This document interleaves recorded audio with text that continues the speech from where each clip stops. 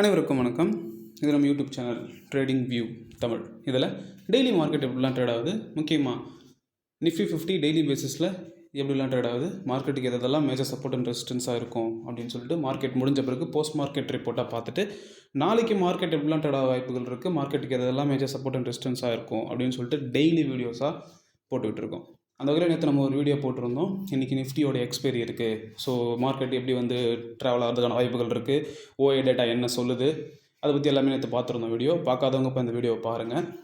So இன்றைக்கி இந்த வீடியோவில் வந்து நேற்று சொன்ன மாதிரி மார்க்கெட் நடந்திருக்கா இல்லையா, இல்லை மார்க்கெட்டில் என்ன தான் நடந்திருக்கு, நாளைக்கு மார்க்கெட் எப்படிலாம் ட்ராவல் ஆகிறதுக்கான வாய்ப்புகள் இருக்குது, நாளைக்கு சென்செக்ஸோடைய எக்ஸ்பைரி இருக்குது ஃப்ரைடே. ஸோ என்னன்றதை கம்ப்ளீட்டாக அந்த வீடியோவில் பார்த்துடலாம் வாங்க. இதுதான் நம்ம கொடுத்துருந்த லெவல். ஃபஸ்ட்டு ரெசிஸ்டன்ஸாக வந்து 24,785. சப்போஸ் மார்க்கெட் அதுக்கு மேலே போச்சுன்னா ரெசிஸ்டன்ஸ் 2 வந்து 24,950 அப்படின்னு கொடுத்துருந்தோம். இன்றைக்கி என்ன நடந்துச்சு அப்படின்னா, மார்க்கெட் ஒரு கேப் அப்பில் ஓப்பன் ஆச்சு. நியர்லி ஒரு 100 பாயிண்ட்ஸ் கிட்ட கேப் அப்பில் மார்க்கெட் ஓப்பன் ஆகிட்டு அங்கேருந்து ஒரு செல்லிங் ப்ரெஷர் கூட இல்லை. இன்றைக்கி எக்ஸ்பீரியன்றதுனால டோட்டலாகவே வந்து மார்க்கெட்டை கன்சால்டேட்டில் எடுத்துகிட்டு போயிட்டாங்க. அது மட்டும் இல்லாமல் இந்த வீடியோவில் ஓஏ டேட்டா வச்சு சொல்லியிருந்தேன். நியர்பை ஸ்ட்ரைக்கில் எங்கேயுமே ஓஏ டேட்டா பெருசாக இல்லை. 25,000 தான் ஓஏ டேட்டா இருக்குது. இன்கேஸ் நாளைக்கு லைவ் மார்க்கெட்டில் நீங்கள் ஓஏ டேட்டா செக் பண்ணணும். ஓஏ டேட்டா செக் பண்ணும்போது நாளைக்கு லைவ் மார்க்கெட்டில் 24,800 வந்து ரெசிஸ்டன்ஸ் பில்ட் ஆகிடுச்சுன்னா அதுக்குள்ளேயே மார்க்கெட்டை முடிச்சுடுவாங்க அப்படின்னு சொல்லியிருந்தேன். ஸோ அதனால தான் அந்த வீடியோ போய் பாருங்கள் அப்படின்னு சொல்கிறது. எக்ஸாக்டாக மார்க்கெட்டை வந்து இன்றைக்கி அப்படி தான் முடிச்சிருக்காங்க. 24,800 தான் மார்க்கெட்டை இன்றைக்கி க்ளோஸ் பண்ணியிருக்காங்க. ஸோ எதுக்காக டெக்னிக்கல் தேவை அப்படின்றதுக்கு மறுபடியுமே வந்து ப்ரூவ் ஆகிருக்கு. டெக்னிக்கல் நல்லா ஒர்க் ஆகும் அப்படின்றதுக்கு எல்லா நாளுமே ஒர்க் ஆகும்னு கிடையாது, but most of the days technical தான் ஒர்க் ஆகும். பார்த்திங்கன்னா இன்றைக்கி ஒரு கேப் அப்பில் ஓப்பன் பண்ணாலும் அங்கேருந்து கீழே செல் ஆகிட்டு இருக்கு மார்க்கெட். அந்த செல் ஆகிற மார்க்கெட் எது வரைக்கும் வரணும், நிறைய வீடியோஸில் எல்லா வீடியோஸ்லையும் நான் சொல்கிறது தான்.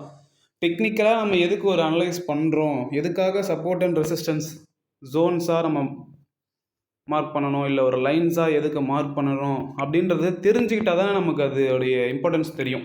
ஸோ மார்க்கெட் கேப் அப்பில் ஓப்பன் ஆனாலும் மார்க்கெட் கீழே வருது, ஒரு செல்லிங் ப்ரெஷர் இருக்குன்னா எது வரைக்கும் மார்க்கெட் கீழே வரும்ன்றது நமக்கு தெரியணும்ல. ஸோ அதுக்காக தான் இந்த சப்போர்ட் அண்ட் ரெசிஸ்டன்ஸ் நம்ம ட்ராப் பண்ணுறது. இன்றைக்கி வந்து பார்த்திங்கன்னா மார்க்கெட் வந்து ஒரு கேப் அப்பில் ஓப்பன் ஆகும். அதாவது நம்மளோட ரெசிஸ்டன்ஸ் 1க்கு மேலே ஓப்பன் ஆனதுனால நம்மளோட ரெசிஸ்டன்ஸ் 1 வந்து ஒரு நல்ல சப்போர்ட் ஆக்ட் ஆகும். ஓகேங்களா, அதான் கான்செப்ட். சப்போர்ட்டு கீழே வந்துருச்சு மார்க்கெட்னா அந்த சப்போர்ட் வந்து ரெசிஸ்டன்ஸாக மாறிடும். ஓகேங்களா, எக்ஸாக்டாக பார்த்தீங்கன்னா இந்த 15 மினிட் கேண்டலில் வந்து 15 மினிட் சார்ட்டில் வந்து கரெக்டாக ரெசிஸ்டன்ஸ் 1 24,785 தான் வந்து ரெசிஸ்டன்ஸ் வந்து சப்போர்ட்டாக மாதிரி சப்போர்ட் எடுத்துருக்கு. ஓகேங்களா, நான் அந்த லைன்லாம் நான் எரேஸ் பண்ணுறோம், உங்களுக்கு நல்லாவே தெரியும். இங்கே ஓப்பன் ஆன மார்க்கெட் எக்ஸாக்டாக நம்மளுடைய லெவலில் தான் வந்து டச் பண்ணிவிட்டு மறுபடியும் மேலே போட்டு ட்ரை பண்ணியிருக்கு. அகைன் அங்கேருந்து ஒரு சின்ன கன்சால்டேஷன் கொடுத்துருக்காங்க. ஓகேங்களா, இதுக்காக தான் நம்ம வந்து டெக்னிக்கல் அனலைஸ் பண்ணுங்கள், சப்போர்ட் அண்ட் ரெசிஸ்டன்ஸ் ட்ராப் பண்ணி ட்ரேட் பண்ணுங்கள் அப்படின்னு சொல்கிறதுக்கான ரீசன் இதுதான். ஸோ இன்றைக்கும் மார்க்கெட் நம்மளுடைய லெவல்ஸில் தான் ட்ரேட் ஆகியிருக்கு. அதுக்கப்புறம் இந்த வாரம் ஃபுல்லாக என்ன நடந்துச்சு அப்படின்னா, இது வந்து இப்போ நம்ம வீக்லி அனலைசிங் ரிப்போர்ட்டில் சொல்லலான்னு இருந்ததை, பட் இருந்தாலும் கொஞ்சம் முன்னாடி சொன்னது தான் கொஞ்சம் பெட்டராக இருக்கும் அப்படின்னு நம்ம பண்ணுறோம். மார்க்கெட் வந்து இந்த மந்தோடைய ஆகஸ்டோடைய ஸ்டார்டிங் ஓப்பனிங்கில் வந்து 25,000 மார்க்கெட் இருந்துச்சு. அங்கேருந்து மார்க்கெட்டில் ஒரு கிராஷ் ஆர் ஃபால். ஓகேங்களா, கேப் டவுன்லேயே எல்லாத்தையும் எடுத்துகிட்டு வந்தாங்க. மார்க்கெட்டை ட்ரேட் பண்ணி கீழே எடுத்துகிட்டு வரல, மார்க்கெட் ஓப்பன் பண்ணுறதே கீழே தான் ஓப்பன் பண்ணி ட்ரேட் பண்ணாங்க. அந்த டைமில் வந்து 2 கேப் டவுன் இருந்துச்சு நமக்கு. ஓகேங்களா, அதில் ஒரு கேப் டவுன், இங்கே வந்து ஒரு கேப் டவுன், பெரிய கேப் டவுன் இருந்துச்சு, நியர்லி ஒரு 400 பாயிண்ட்ஸ் கிட்ட இந்த கேப் டவுன். ஓகேங்களா, அதை வந்து மார்க்கெட் இந்த வீக் ஃபில் பண்ணிட்டாங்க. இப்போ நான் என்ன எக்ஸ்பெக்ட் பண்ணுறேன்னா, அதுக்கு மேலே ஒரு 150 பாயிண்ட்ஸ்க்கான ஒரு சின்ன ஒரு கேப் டவுன் இருக்குது. அந்த கேப்பை ஃபில் பண்ணுவாங்க. இந்த கேப் இன்றைக்கே அதை ஃபில் பண்ணுவாங்கன்னு நான் எக்ஸ்பெக்ட் பண்ணேன். பட் என்ன பண்ணாங்கன்னா, இது ஒரு தெரியுது பார்த்தீங்களா. ஸோ இந்த லெவலில் மார்க்கெட்டை ஓப்பன் பண்ணி அங்கே ஒரு கன்சால்டேட் முடிச்சுட்டாங்க. ஸோ நாளைக்கு இல்லை அடுத்த வாரம் வந்து என்ன பண்ணுவாங்கன்னா, இந்த கேப் ஃபில்லிங்கை ட்ரை பண்ணுவாங்க. ட்ரை பண்ணிவிட்டு கேப் ஃபில்லிங் பண்ணிவிட்டு மார்க்கெட் இப்படி கீழே விழலாம்.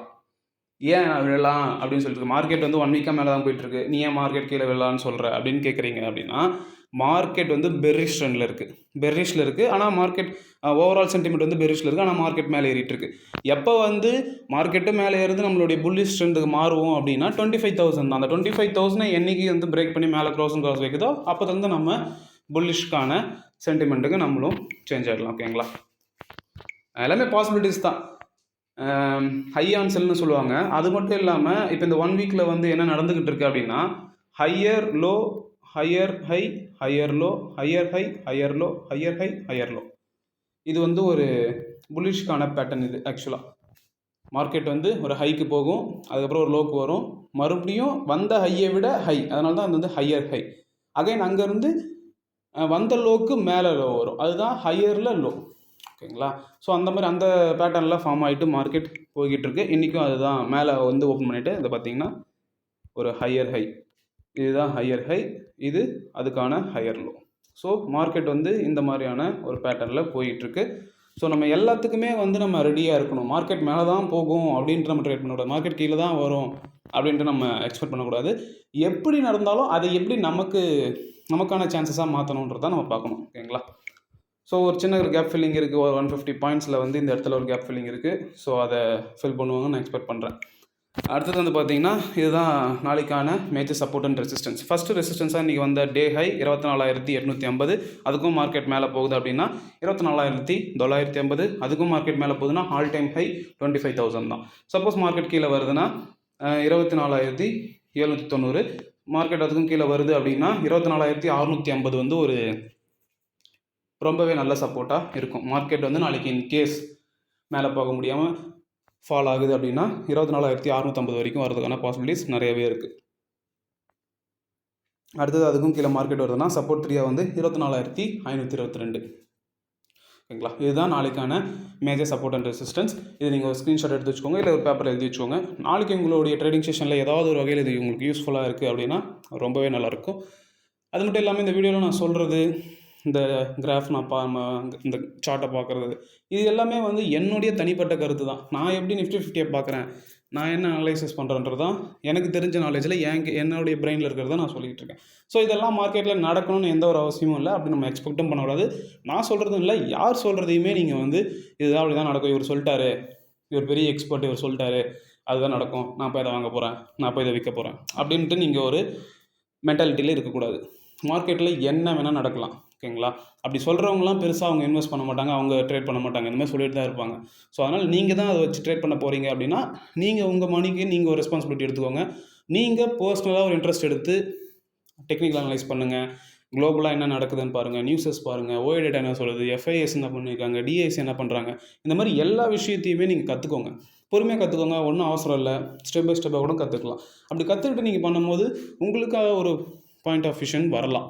மார்க்கெட் வந்து இப்படி போகுது, ஓகே அப்படின்ற மாதிரியான உங்களுக்கு ஒரு தாட்ஸ் வரும். அது நீங்கள் எப்போ வரும்னா நீங்கள் அதை கற்றுக்கிட்டு ட்ரை பண்ணால் தான் வருமே தவிர்த்து ரேண்டமாக வீடியோஸை பார்த்துட்டு இல்லை கம்ப்ளீட்டாக ஒரு 4 பேரை ஃபாலோ பண்ணிட்டு இருந்தீங்கன்னா கண்டிப்பாக வராது. அந்த 4 பேர் என்ன சொல்கிறாங்களோ அது மட்டும்தான் உங்கள் மைண்டில் இருக்குமே தவிர்த்து மார்க்கெட்டில் என்ன நடந்துக்கிட்டு இருக்குன்னு உங்களுக்கு கண்டிப்பாக உங்களால் கேட்ச் பண்ண முடியாது.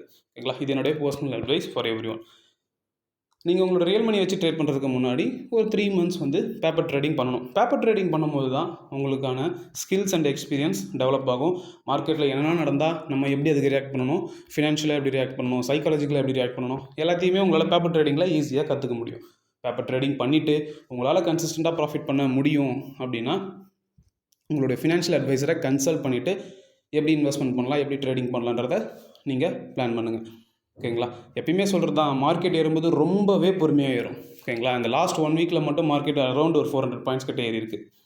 அதான் எந்த ஒரு பெரிய மூமெண்ட்டும் கிடையாது, எந்த ஒரு வயலண்டான மூமெண்ட்டும் கிடையாது. அழகாக பொறுமையாக படிமேல் படி வைத்துன்ற மாதிரி பொறுமையாக ஏறி நின்றுக்கிட்டு இருக்காங்க. ஓகேங்களா, கண்ணுக்கு தெரியாமல் நீங்கள் ஜஸ்ட் நீங்கள் தினைக்கும் ஓப்பன் பண்ணி பார்த்தீங்கன்னா ஏன்னா நிஃப்டியில் ஒன்றுமே இல்லை, +20 பாயிண்ட்ஸ் +30 பாயிண்ட்ஸ் தான் இருக்குது அப்படின்ட்டு முடி வச்சுருவீங்க. But end of the session பார்க்கும்போது அது ஒரு 50 பாயிண்ட்ஸ்க்கு மேலே தான் க்ளோசிங்கில் இருக்குது. இன்றைக்கும் ஒரு 40 பாயிண்ட்ஸ் கிட்டே தான் க்ளோசிங் இருக்குது. ஸோ அந்த மாதிரி மார்க்கெட் ஏறும்போது ரொம்பவே பொறுமையாக ஏறுவாங்க, இறங்கும் போது தான் சடன் ஃபால் இருக்கும். அதுக்கப்புறம் எப்பயுமே மார்க்கெட் கூடவே ட்ராவல் பண்ணுங்கள். மார்க்கெட்டுக்கு அகெயின்ஸ்டாக எதையும் திங்க் பண்ணாதீங்க. உங்களுடைய தாட்ஸ் அப்படி இருக்கக்கூடாது, உங்களுடைய ட்ரேடிங் செட்டப்பும் மார்க்கெட்டுக்கு அகெயின்ஸ்டாக இருக்கக்கூடாது. உங்களுடைய செட்டப் வர வரைக்கும் வெயிட் பண்ணுங்கள். அது எத்தனை நாள் ஆகும்லாம் சொல்ல முடியாது, ஏன்னா ஒவ்வொருத்தவங்களுக்கு ஒரு டைமில் செட் ஆகும். ஸோ உங்களுக்கு அந்த ட்ரேடிங் செட்டப் வர வரைக்கும் நீங்கள் வெயிட் பண்ணணும். பொறுமை தான் ரொம்ப ரொம்ப ரொம்பவே முக்கியம் ட்ரேடிங். நான் எல்லா வீடியோலையும் நான் சொல்கிறது தான். இந்த technical analyse, FI, DS, OA data, காசு வருது போகுது, லாட் சைஸு, இதெல்லாம் வந்து செகண்டரி தான். ஃபஸ்ட்டு வந்து பொறுமை தான். பொறுமையாக இருந்தால் தான் உங்களால் அடுத்து என்ன பண்ணணுன்றது டிசைட் பண்ண முடியும்.